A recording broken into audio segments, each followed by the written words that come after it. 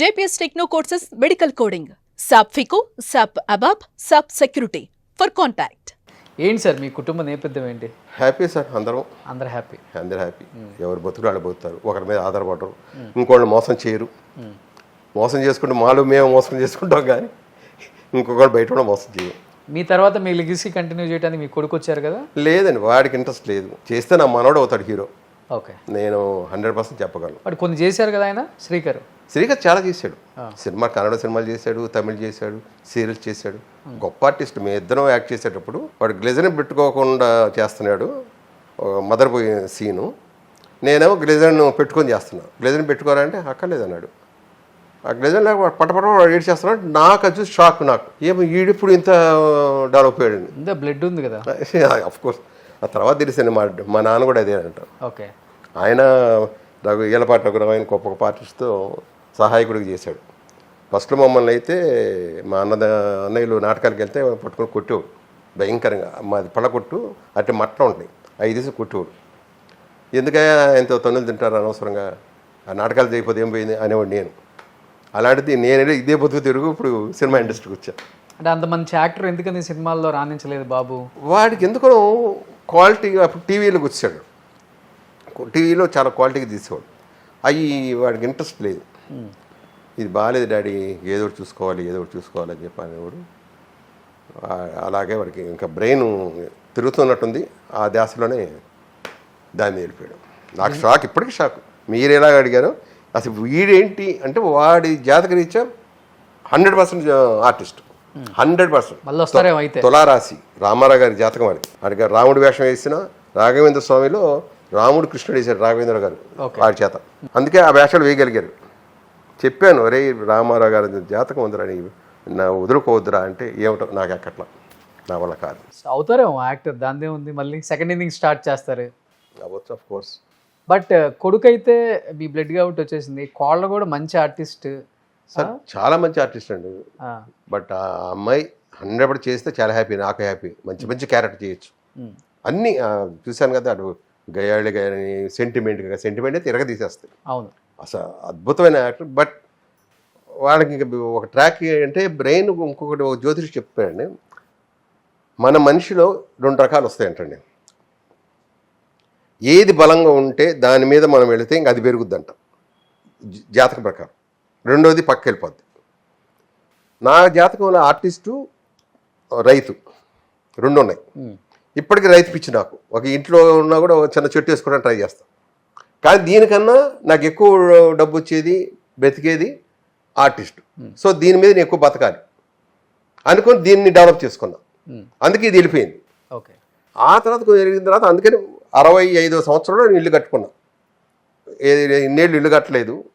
ఒక చిన్న 100 గజాలు పూరి గుడిసి వేసుకొని, నా చెట్లు వేసుకొని, నాది, ఎవరిది కాదు, ఇది నా కష్టార్జితం, ఎవరి హెల్ప్ లేకుండా. మా పిల్లలు కూడా రానిలేదు. నేను అక్కడ ఏ పని మీరు చేయి ముట్టుకోకూడదు, నాదే అంతే, నేనే కష్టం అని కట్టుకుంది. అది మంగళగిరి కట్టింది. తర్వాత రండి మీరు, నా ముందు ఎందుకు మీరు సలహాలు ఇస్తారు, నాకు నచ్చవు. నా దగ్గర లేదు బడ్జెట్. నాకు ఉన్న 100 రూపాయల్లోనే నేను పెట్టుకోవాలి. అది పూరి గుడిసి వేస్తానో, ఇల్లు వేస్తానో, ఏ వేస్తా తెలియదు. అని ఎవరు రానిలేదు, నేనే కట్టుకున్నా. ఎండలో ఆర్టిస్ట్ అయ్యి 65 సంవత్సరాలు మీరు. మే నెలలో ఎండలో కూలోడితో పాటు నేను అరణించున్నాను. పొద్దున ఇంత అన్నం చెద్దన్నం పట్టుకుని వెళ్తే మళ్ళా రాత్రికి ఇంటికి వెళ్ళేవాడిని.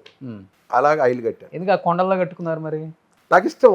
చెప్పాను కదా మీకు, అది చల్లటి గాలి వచ్చింది. ఇప్పుడు రాజధాని అయిపోయింది అక్కడ. చూడు, రాజధాని ఊహించానా? లేదు, 1 ఇయర్కి రాజధాని వచ్చింది. మరి దాని విలువ ఎంత విరుగుంటుంది చూడండి. వెళ్తుంటారు అప్పుడప్పుడు? వెళ్తుంటే ప్రతి నెల వెళ్తానండి అక్కడికి. ఇప్పుడు ఈ పిల్లల గురించి నేను కొంచెం బిజీ అయిపోయి ఉండిపోయాను. కానీ లేదంటే నెలకి 15 రోజులు అక్కడ ఉంటా. ఒక్కళ్ళే ఉంటారా? ఆ మొక్కలతో నేను ఒక్కనే. ఆ మొక్కలతో మాట్లాడుకుంటా. అవి చక్కగా మాట్లాడతాయి, చల్లటి గాలి ఇస్తాయి. అక్కడ ఉన్నంతసేపు నాకు రావాలైతే ఆ ఇంటికి రండి. 100% ఎంజాయ్ చేస్తారు మీరు. అవునా? అబ్బో, మంచు సీజన్ అయితే ఆ మబ్బుల్లోంచి ఆ సూర్యుడు అలా వస్తూ ఉంటే మనకి ఆ కొండల మధ్యలోంచి ఎంత ఇదిగా ఉంటాం, మరో ప్రపంచం చూస్తాం. ఓకే. వైఫ్ సార్, వైఫ్ ఎప్పుడు చనిపోయారు? తను చనిపోయి 10 ఏళ్ళు అయిపోయిందండి. 12 ఇయర్స్ ఏమో. మంచి సపోర్టివ్ మీకు బాగా. లేదంటే మనం ఇంత హ్యాపీగా అప్పటికి ఈ సత్యనారాయణ గారు మురళీమోహన్ అంటుండేవాడు, నీకు మంచి పెళ్ళం దొరికిందయ్యా, బాగా తిండి పెడుతుంది, తింటున్నావు, మా కొంపలు అలా ఉండదే కానీ ఒకటి సత్యనారాయణ గారు ఎవడో ఇంటి కోసం ఎలా తిండి కోసం ఎలా తెచ్చేది. అందుకే మా ఇంట్లో వాడిని ప్రతి కూడా సండే అంటే రకరకాల తెస్తా, అందరికి పెడతా షూటింగ్, శుభ్రం తింటారు, తినేది ఈ మాట అంటారు అనమాట. తినేసి బాగా రెస్ట్ తీసుకుంటావు, సినిమాలు చేయకుండా నువ్వెందుకు సినిమాలు చేస్తావు ఇంకా అని అంటారు. ఓకే, అదేం కాదు, బట్ వస్తే చేస్తాను. ఇప్పటికి రెడీగా ఉన్నారా? వస్తే చేయడానికి రెడీగా ఉన్నారా? నేను 100% రెడీ అండి. వాళ్ళు అడిగితే చేస్తా, నేను అడుక్కోను, నాకు ఇష్టం లేదు.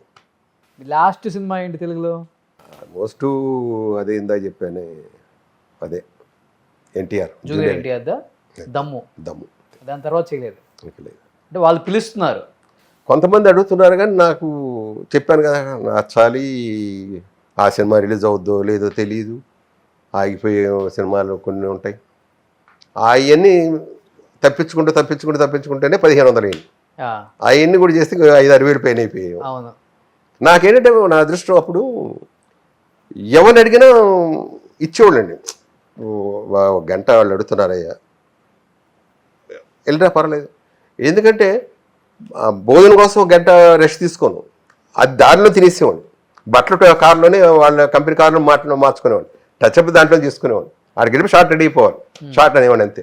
ఓకే, ఇలాంటి ఎక్కువ వాళ్ళు కూడా లైక్ చేసేవాడు, వేస్ట్ చేయడు, టైం వేస్ట్ అని అక్కడికక్కడ. ఒకసారి 6-7 చేసాం ఒకరోజు, మార్నింగ్ 6ంటికి బయటకు వెళ్ళినవాడిని. ఒక షూటింగ్ అది మహేంద్ర గారి సినిమా షూటింగ్, 6 మంటలు, వాడిది డేట్ అయితే ఒక్కరోజే వాళ్ళకి ఇచ్చింది. వాళ్ళ నా అప్పుడు లేవు కదా మేనేజర్లు, వాళ్ళు మాట్లాడుకుని నన్ను సాయంకాలం రాత్రి 1 గంటకు వదిలేరు. ఈ 6 షూటింగ్లు అయిపోయింది. ఇది ఎన్నూరు షూటింగ్. ఎన్నూరు వెళ్ళిన తర్వాత చూస్తే అక్కడ చిరంజీవి, గిరిబాబు, కవిత, సుభాష్, మొత్తం ఆల్ క్లైమాక్స్. వాళ్ళు ఏమనుకున్నారు, ఎప్పుడో లాస్ట్లో వస్తాడు కదా తను, అందుకని ఇలా వర్క్ చేసుకోవచ్చు అనుకున్నారు. ఆ వర్క్ అంతా అయిపోయింది, ఫైట్ అయిపోయింది, అన్నీ అయిపోయింది.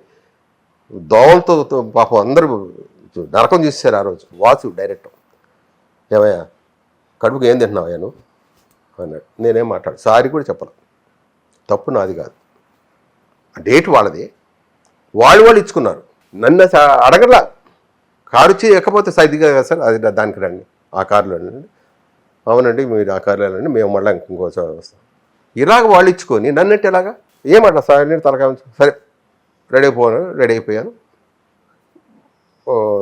షూటింగ్ అయిపోయింది, 6-7 అయిపోయింది మార్నింగ్. వేరే షూటింగ్ వెళ్ళిపోతాను, కారు ఎక్కి వెళ్ళిపోతాను అన్నాడంట వాసు. సారీ కూడా చెప్పలేదు. నేను ఒకటి అన్నా, ఎందుకు చెప్పాలి, ఎందుకు లేట్ అయ్యి నన్ను అడగల. కానీ నేను ఆ రోజుతో డిసైడ్ అయిపోయాను, ఇంకా జీవితంలో క్లాష్ చేయకూడదు, ఎట్టి పరిస్థితుల్లో కూడా క్లాష్ చేయకూడదు. ఏమన్నామని ప్రపంచం నాకు అనవసరం, ఎవడో కోసం నేను ఎందుకు బయలవ్వాలి, తిండి తినకుండా ఏమైంది, వాళ్ళు డబ్బిస్తారు ఓకే. కానీ హైలైట్ ఏంటంటే ఈ మహేంద్ర గారు సినిమా రిలీజ్ అయిపోయింది, నేను డబ్బులు వెళ్ళాలి ఆఫీస్కి, వాళ్ళే పంపిస్తున్నారు. ఇప్పుడు ఆఫీస్కి ఫోన్ చేయలేదు, ఏం చేయలేదు. ఆయన ఫోన్ చేసి, ఏవయ్యా నేను డబ్బులు అంత ఎక్కువైపోయినా నీకు, అది కాదు సార్ ఒకరు నేనే నా వల్ల మీరు లాస్ అయ్యారు, మళ్ళీ నేను డబ్బులకి వెళ్ళారా అని సార్. ఏడ్చావులే, ఆయన వదిలే, నెక్స్ట్ సినిమా డేట్ పంపిస్తున్నాను, డైరెక్ట్ అవ్వరండి, నీకెందుకు నెక్స్ట్ సినిమా డేట్ పంపిస్తాను, ఏ డబ్బులు తీసుకోడు. కానీ నేను ఒట్టు పెట్టుకున్నాను, ఇంక జీవితంలో అతని దగ్గర నేను పని చేయకూడదు, చేయలేదు. తర్వాత ఏదో అడిగారు, సారీ నేను చేయను. ఇంకా నచ్చని వ్యక్తి దగ్గర చంద్రముఖి వాసువా కాదండి, మనకి ప్రత్యేకత గారు అబ్బాయి వాసు ఒక అతను. ఇంకా జీవితంలో అతను ఏమయ్యా అప్పుడు ఏదో అయిపోయిందయ్యా, మళ్ళీ చేయొచ్చు కదా చేద్దాం, ఎందుకు ఇంట్రెస్ట్ లేదు వదిలే.